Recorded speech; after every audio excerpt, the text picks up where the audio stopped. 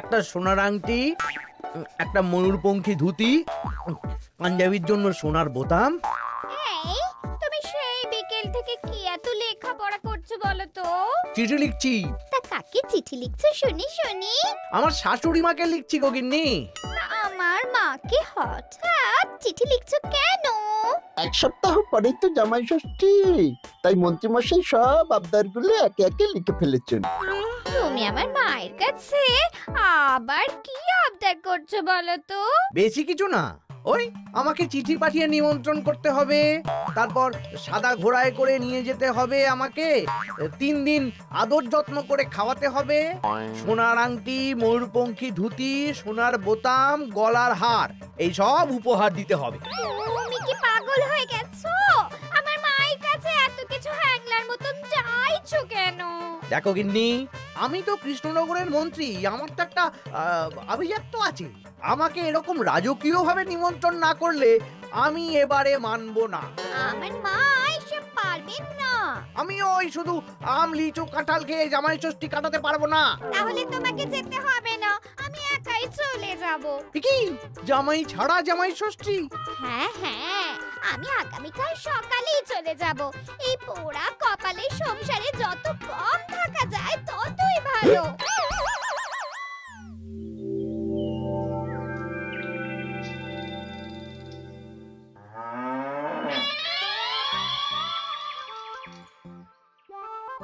এই চলো চলো চলো চলো।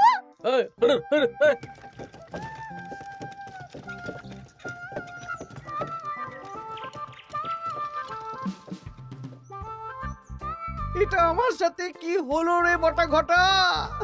লোভে পাপ আর পাপে চাপ হয়ে গেল।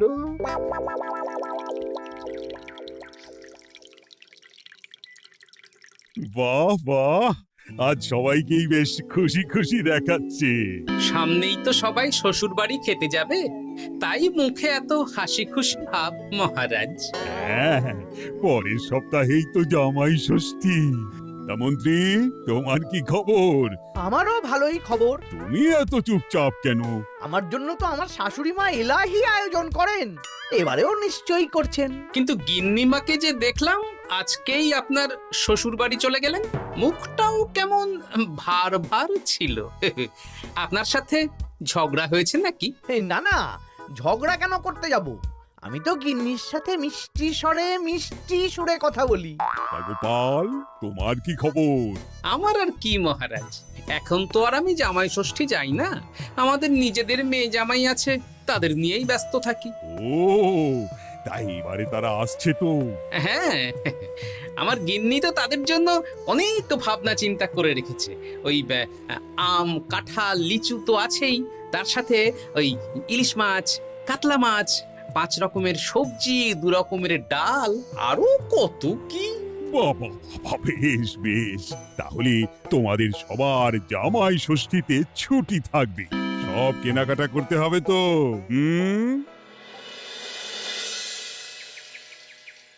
মাথাটা খারাপ হয়ে যাচ্ছে রে, সবাই চব্যচস্য খাবে। মন্ত্রীমশাই, এই তো সুযোগ। কিসের সুযোগ? আমি বলতে চাইছিলাম যে এই সময় সব সভাসদেরাই তো জামাই ষষ্ঠীর নিমন্ত্রণ রক্ষা করতে শ্বশুর বাড়ি যাবে, আর সবাই কিছু না কিছু কিনে নিয়ে যাবে। হ্যাঁ, শাড়ি গয়না মিষ্টি। আর গোপাল তো ওর জামাইয়ের তদবির করতেই ব্যস্ত থাকবে, গোপালও কেনাকাটা করবে, তাই এই সুযোগটা হাতছাড়া করা যাবে না। হ্যাঁ, সবাই হাত খুলে খরচ করে কেনাকাটা করবে, আর আমি ওই কেনাকাটায় ভাগ বসাবো। একদম এইটাই বলতে চাইছিলাম। শোন, তোরা শুধু ভাবনা চিন্তা করে নে কিভাবে কুচির কাজটা করা হবে। আমি আগামীকাল রাজসভায় একটু বিশদে জেনে নেব যে কে কি কবে কিনছে।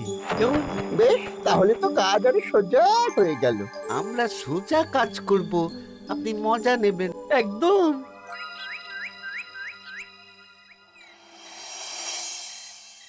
এই কি বলছি শোনো না। মুখ চলছে, কান খোলা, বলে ভালো।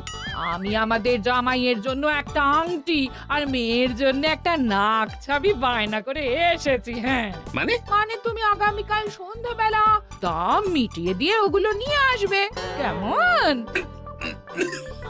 ওরে বাবারে কি হলো গো? ষাট ষাট কি হলো?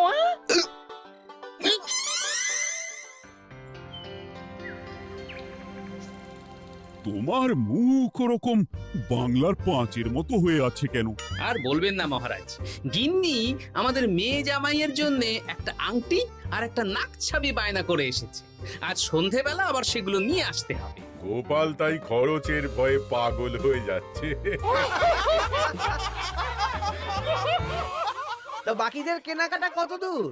আমি ভাবছি ওই আগামীকাল দুপুরেই সব কেনাকাটা করে নেব। শ্বশুর মশাইয়ের জন্য ধুতি, শাশুড়ি মায়ের জন্য ভালো শাড়ি, হ্যাঁ, আর তারপর ওই ফল মিষ্টি আরো অনেক কিছু, হ্যাঁ, সব কিনতে হবে। আমি তো ভাবছি আজকেই কিনে রাখবো, সন্ধেবেলা একটু যাওয়ার আছে। আমি তো বিয়ে করিনি, তাই আমার জামাই ষষ্ঠী নেই। আমি তাই হাত গুটিয়ে বসে থাকবো।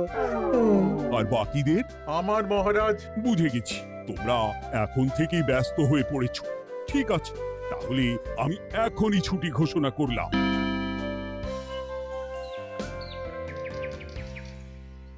আরে আমার আজকের ভাগ্যটা এতটাই চওড়া যে রাজসভায় শুরুতেই ওই আলোচনা শুরু হয়ে গেল।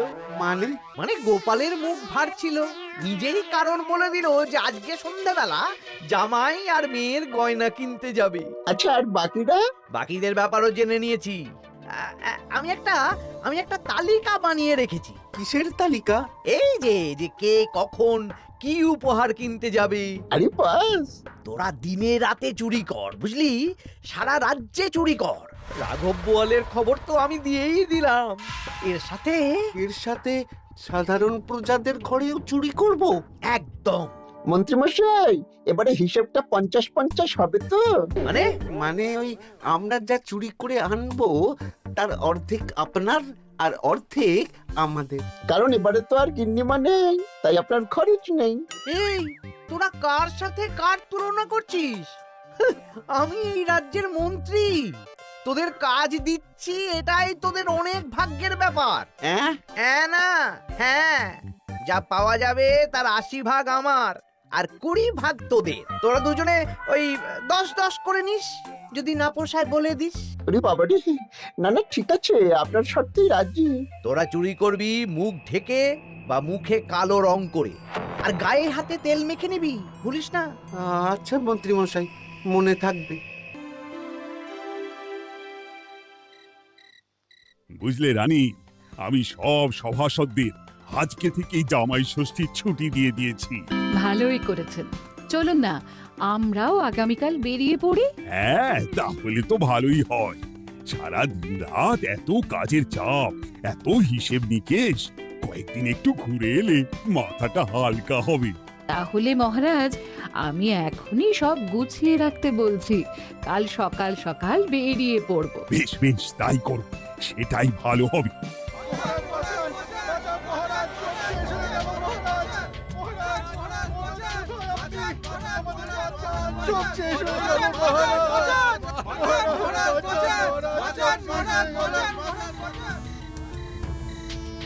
আমি তো আমার শ্বশুরের জন্য একটা পাঞ্জাবি কিনে এনেছিলাম, জানলা দিয়ে চোর শিখ বাড়িয়ে ওই নতুন পাঞ্জাবি চুরি করে নিয়ে পালিয়েছে। আমিও একটু আগে ওই দুটো থলে নিয়ে কেনাকাটা করে ফিরছিলাম, তারপর দেখি দুদিক থেকে দুটো কালো মতন মুখের লোক এলো আর ছোঁ করে আমার হাত থেকে দুটো থলে নিয়ে পালালো। ছি ছি সেনাপতি, তুমি না আমাদের রাজ্যের সেনাপতি, আর তোমার হাত থেকে চুরি হয়ে গেল? দুটো চোরকে ধরতে পারলে না? অনেকক্ষণ ছুটে একটা চোরকে ধরে ফেলেছিলাম মহারাজ, কিন্তু ওর হাতে এত তেল মাখানো ছিল যে যেই হাতটা ধরি অমনি পিছলে পালিয়ে যায়। মহারাজ, আমার তো বাড়ি থেকে দুটো পাকা কাঁঠাল নিয়ে পালিয়েছে, সাথে একটা রূপোর বাটি। ভেবেছিলাম এই বছর জামাইকে রূপোর বাটিতে পায়েস খাওয়াবো, কিন্তু সর্বনাশ হয়ে গেল। বলো কি? আমি তো ভাবছিলাম কালকেই নিজের শ্বশুর বাড়ি চলে যাব, কিন্তু এই পরিস্থিতিতে কি করে আর যাব বলো তো? শোনো সেনাপতি, সবাইকে বলে দেবে আগামীকাল রাজসভায় আসতে, আর রাজ্যে সুরক্ষার ব্যবস্থাও বাড়িয়ে দাও। আচ্ছা মহারাজ। বলি, দামটা আর একটু কমাও না। না না না, এর চেয়ে কমে দিতে পারবো না। তুমি যা বলছো তাতে শুধু আংটি হবে, কিন্তু নাক ছাবি হবে না। আরে বাবা, আমার এখন হাত টান অবস্থা, তুমি বোঝার চেষ্টা করো। এক কাজ করো, আমাকে আমাকে তুমি ধারে দিয়ে দাও। আমার কাছে গয়না কেনার একটাই মূল মন্ত্র, আজ নগদ কাল ধার। হয় নগদ দাও, নইলে খালি হাতে যেতে হবে। বেশ, আমি তাহলে কালকেই আসবো, ধারে নিয়ে যাব। হ্যাঁ, বাবা রে বাবা, কি শেয়ানা বুদ্ধি! উহ,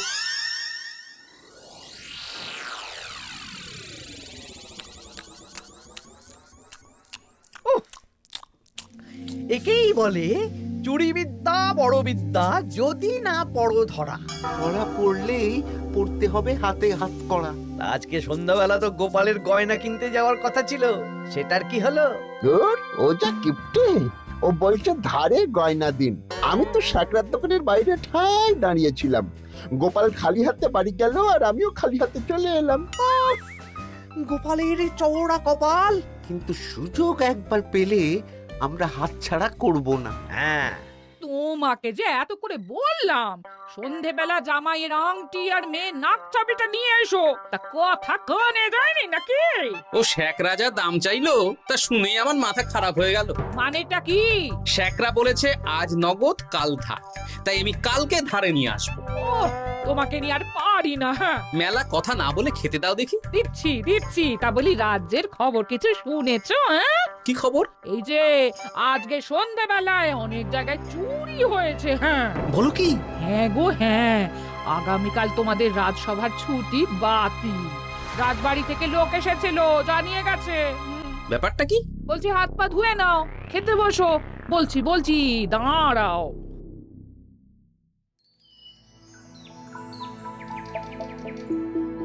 রাজ্যে এতগুলো লোকের বাড়ি থেকে চুরি হয়ে গেল। ভগবানের অশেষ করুণা মহারাজ, আমার বাড়ি থেকে এখনো চুরি হয়নি। হয়নি তো কি হয়েছে, হবে। তোমার বাড়িতেও চুরি হবে। বাবা, মন্ত্রীমশাই, আপনি কি আগে থেকেই জানেন নাকি যে আমার বাড়িতেও চুরি হবে? তা চোর কি আপনার মাস্তুতো ভাই নাকি? কি মন্ত্রী, তুমি কি চোরকে চেনো? সত্যি মন্ত্রীমশাই, আপনি চেনেন? চেনেন? না মানে এই চিনি না আসলে, ইয়ে করলাম, মানে আন্দাজ করলাম। কোন যুক্তিতে আন্দাজ করলেন মন্ত্রীমশাই? না আসলে যারা যারা এই বছর জামাই ষষ্ঠীতে যাচ্ছে বা জামাই আদরের আয়োজন করেছে, চোর বেছে বেছে তাদেরই চুরি করছে তো, তাই আর কি। বুঝেছি। এটার সাথে মন্ত্রীমশাইয়ের একটা যোগ থাকলেও থাকতে পারে। আচ্ছা, যে জন্য তোমাদের ডাকা, তোমাদের যে দীর্ঘকালীন জামাই ষষ্ঠী উপলক্ষে ছুটি দিয়েছিলাম, সেটা বাতিল করে শুধুমাত্র জামাই ষষ্ঠীর আগের দিন থেকে জামাই ষষ্ঠীর পরের দিন পর্যন্ত ছুটি থাকবে। আচ্ছা মহারাজ। আর সবাই একটু সাবধানে থেকো, দিনকাল খুব খারাপ। মন্ত্রীমশাই অত জোর দিয়ে কেন বললেন কথাটা? ব্যাপারটা ভেবে চিনতে দেখতে হবে।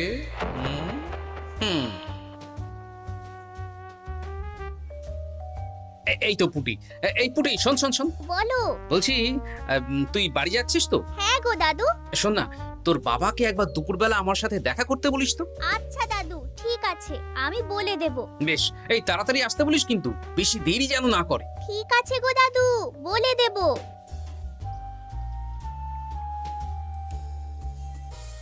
এবারে বিজ্ঞানীর বাড়ি একবার যেতে হবে। এটাই কাজ হবে তো বিজ্ঞানী? আলবাত হবে। এই হলো আমার আবিষ্কৃত বিশেষ চুলকানি চূর্ণ। একবার লাগলে 10 ঘন্টা চুলকবে। ঠিক আছে।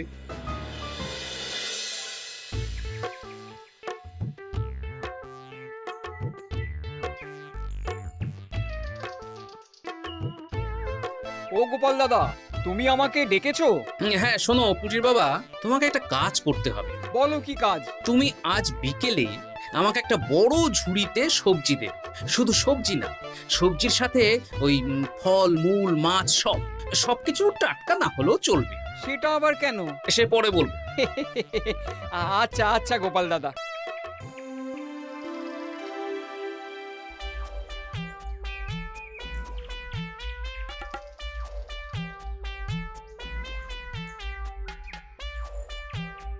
বাবা, পুটির বাবা এত শাক সবজি ফল নিয়ে বাড়ি যাচ্ছ নাকি? না না, গোপাল দাদার বাড়ি যাচ্ছি। জামাই ষষ্ঠীর এলাহি আয়োজন করেছে তো। ও তাই তো, তাই তো। বেশ বেশ, যাও যাও যাও।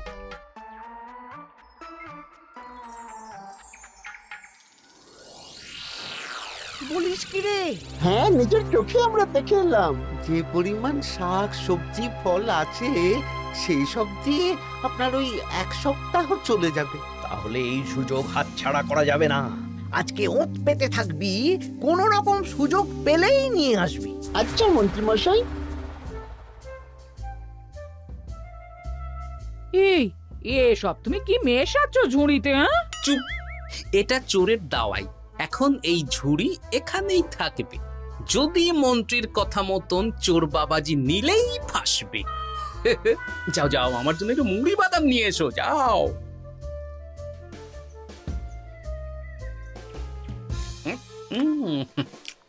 আহা, মুড়ির কি স্বাদ!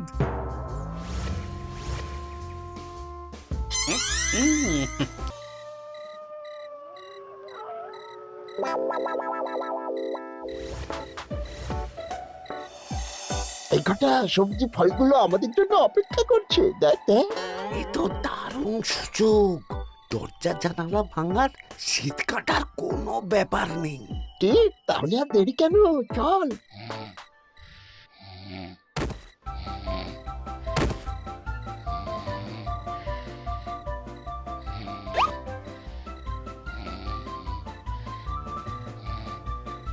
ওরে বাবা রে, কি চুল করছে রে? ওরে বাবা রে, আমারও হাত চুল করছে। ওরে বাবা রে, চুল করছে তো। ওরে বাবা রে। এই কে রে? এই সেরেছে, গোপাল চলে এসেছে।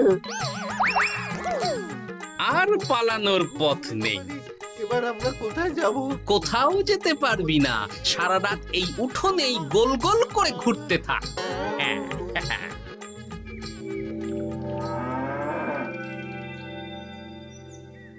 ও এখনো বেটারা এলো না। ওরা ধরা পড়ে গেল না তো? ধরা পড়ে আমার নাম বলেনি তো? না না, আজ আর রাজসভায় যাব না। বলবো বলবো আমার শরীর খারাপ, আমি চুরির কিচ্ছু জানি না। হ্যাঁ,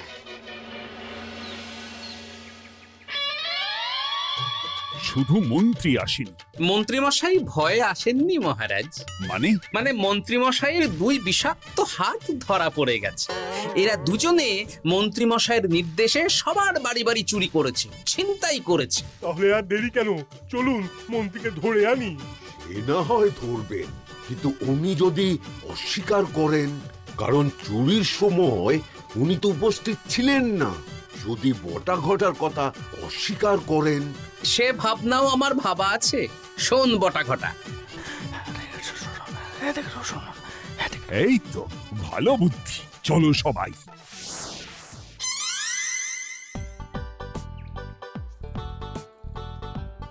ও মন্ত্রী মশাই, আরে বটার গলা না? দাঁড়া, দরজা খুলছি। না না, খবরদার না, এখন দরজা খুলবেন না। আরে কেন? দরজা খুললে কি হবে? বলছি তো খুলবেন না, আমরা এখান থেকেই কথা বলবো। তোদের চিন্তায় আমি পাগল হয়ে যাচ্ছিলাম। তোদের যে গতকাল সন্ধ্যাবেলা গোপালের বাড়িতে চুরি করতে পাঠালাম, সেটার কি হলো? সেটা আমি পরে বলবো। আগে বলুন, আপনি আজ রাজসভায় যাননি কেন? আরে ভয়ে ভয়ে, আমি ভাবলাম তোরা ধরা পড়ে গেছিস। এবার আপনি দরজা খুললেই দেখতে পাবেন আমরা কি এনেছি। একবার বলে দরজা খুলুন, একবার বলে খুলবেন না। কি হচ্ছেটা কি বটা? এ কি? মন্ত্রী, তাহলে তুমি সেই চোরের মাথা? মানে মাস্তুতো ভাই, আমার চালে সব নিজের মুখেই স্বীকার করে নিলেন, আর কিছু না বললেও হবে। না না না না না না, আরে ওই তো আমার চুরি যাওয়া জিনিস।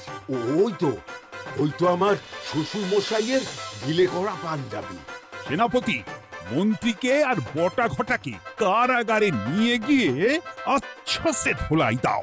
একদম মেরে জামাই আদর করবো। চলুন। আমার ধরা পড়ে এবার সবার ছুটি। যাও যাও, আনন্দ করো, খাও আর খাওয়াও।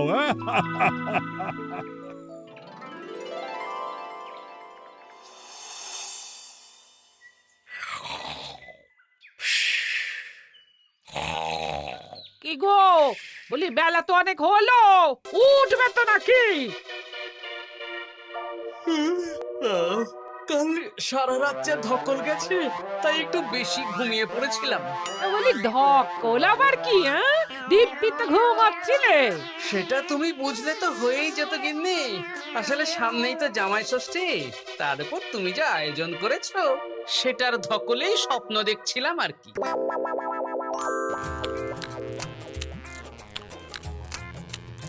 জমানো দই দমদমাট খাবার, দারুণ হয়েছে রান্না। জমজমাট জামাই ষষ্ঠী, শুরু হবে আমার কান্না।